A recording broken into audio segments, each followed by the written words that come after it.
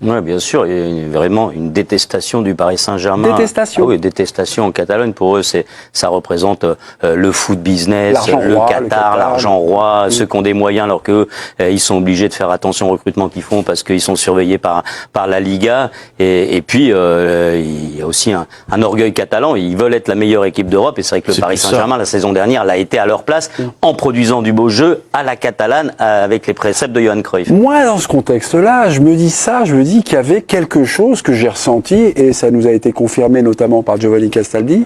Le titre gagné par les Parisiens en mai dernier, j'ai l'impression que le Barça l'a mal vécu, on peut et servi à retourner. Ouais, parce que c'est vrai que il a gagné à retourner. C'est vrai qu'on est habitué à voir Paris donc dominer au milieu de terrain et imposer son jeu un peu partout. Ils ont gagné la Ligue des Champions, ils ont quasiment tout gagné à part la finale de la Coupe du Monde des clubs.